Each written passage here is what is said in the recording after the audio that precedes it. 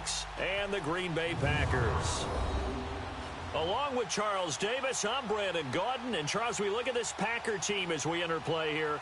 Now, losers their last time out, so they'll look to make amends here. And one of the best ways you can do that is to be at home, and they are. They're going to try and ride that home crowd and that wave of emotion to a victory in this one. Meanwhile, for our visitors, the Seahawks, they come in at an early crossroads here, facing a tough opponent on the road where a loss would make them 0-3. And when you start that way, doubts really start to creep into a locker room, and guys start to battle each other instead of worrying about winning games.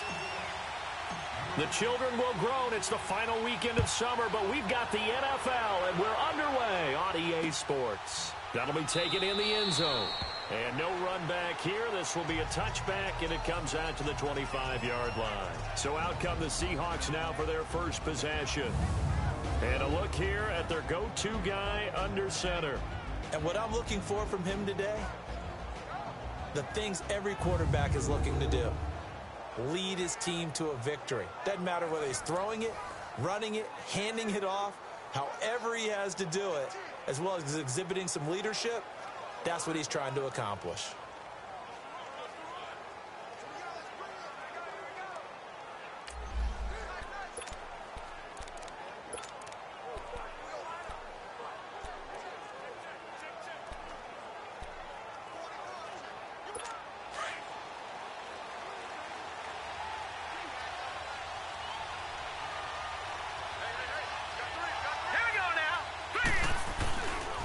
This is the Oklahoma State alum, Chris Carson.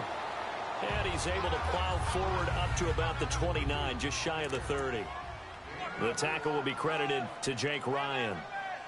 Well, I think that's what they're going to need to do here in the first half. You've got to take some pressure off of this young quarterback, and no better way to do it than to establish the running game early. 2nd and 6, just inside the 30.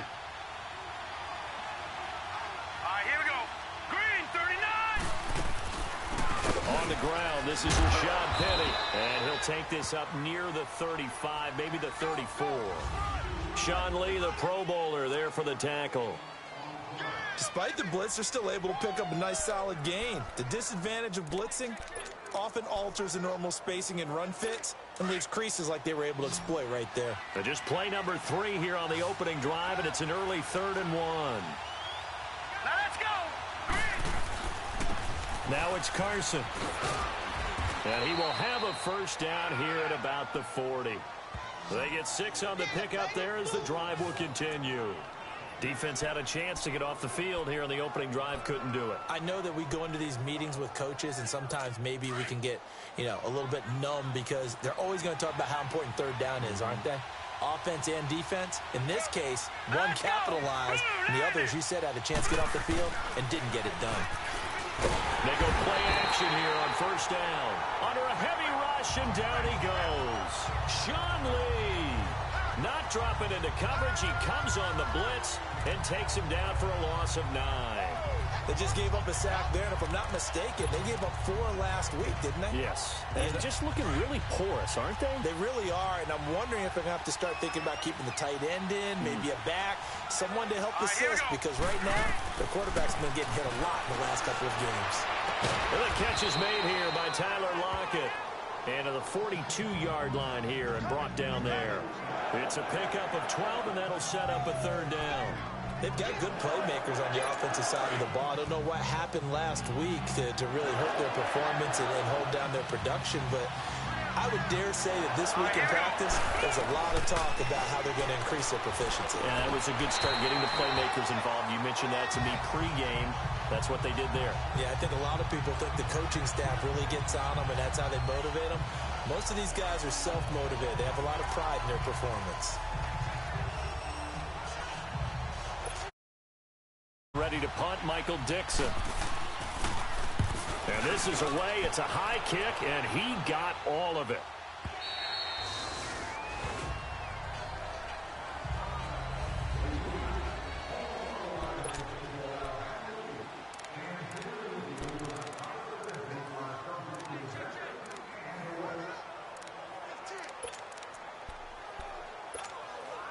Rodgers will bring the pack up with a 1st and 10 at their own 20-yard line.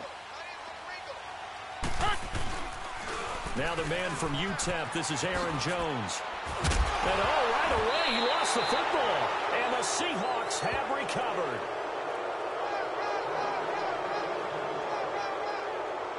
Well, he's going to have to shake out the cobwebs. First time he touches the football, and he drops it on the ground.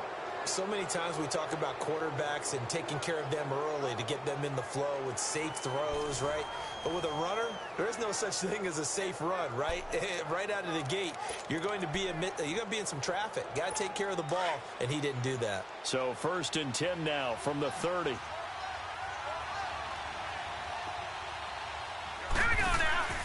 Now a play fake here on 1st down. And it pops free. The collision there jarred the ball loose and brings up 2nd down. Anytime a defense can sit back in a zone like that, it tends to create a lot of congestion in the middle of the field. Makes it very hard to slot one in. Looked like I-4 at rush hour in your hometown of Orlando, Florida. An absolute mess. And 2nd and 10. He'll look to throw again. And that one got tipped. Kind of threw everything off. It brings up 3rd.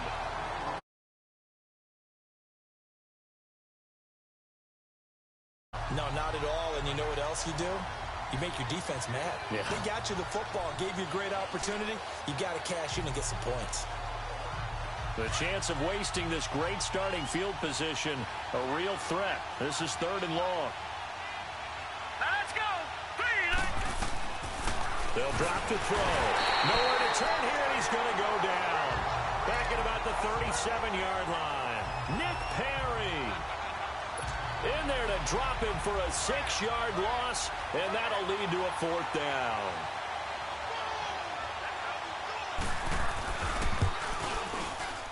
And this one is no good. He missed it, and this will remain a scoreless game. Well, this winds up an empty possession. Everything looked okay. He just never got the ball on target. And knowing him, he'll be disappointed with that effort. And Green Bay getting ready to go as they take the field. And a fumble last time. Ball security. Talk about it all the time in the National Football League. They've got to be better at it on this drive. Don't you think that when every team gets together for the first time, I don't care if it's OTAs, mini camps, first day of camp in the regular season, ball security comes up about, what, the 2nd sentence of the coach's address? And those are so many drills focus on that. All the time, and they do drills to make it even tougher to simulate game situations. Doesn't always work out, though. On 2nd down, it's Jones. And they went the wrong way there, losing yardage. Back at the 43-yard line. He lost 2 there, and it's 3rd down. Well, we just saw a great example of what we talked about with his coach prior to the game. He's definitely one of the better linebackers at reading a play and flowing to make the stop before it turns into something big. Hey, check 26. Hey. Throwing is Rodgers on 3rd down. Oh, he's got a man wide open, complete. He's got this to the 30 before being taken down. They give him 27 yards on the 3rd down conversion. He's such a good route runner. Shows it there on 3rd down. Very proficient and a good pass. And you know what I've observed over the years in the NFL? The better a route runner you are, the more confidence your guy's going to have in you to go to you in important times because he can trust you being in the right spot. And they connected there and picked up a 1st down. Making the stop that time, Bobby Wagner. Let's go. I call that play a success. A nice inside run sets up a very manageable 2nd down. A very solid gain on that play. Rodgers with a give. It's Aaron Jones. And he's going to lose yards. They take him down at the 26.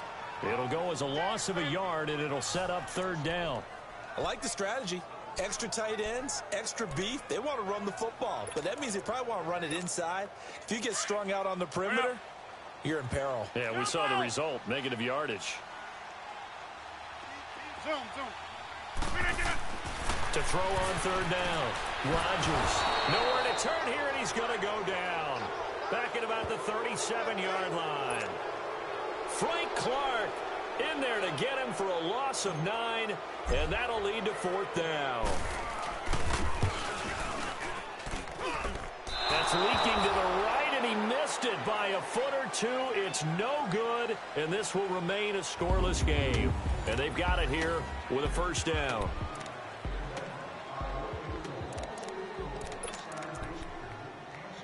Here come the Seahawks now, set to take over on offense. Last time out, they had that long 50-plus yard field goal that they missed. And I'm sure on their sideline they're thinking to themselves, okay, do we still want to try one if we're in that position again? And I would dare say that the answer would be yes. They're going to have a lot of confidence in their kicker. But just to be on the safe side, I'm sure they took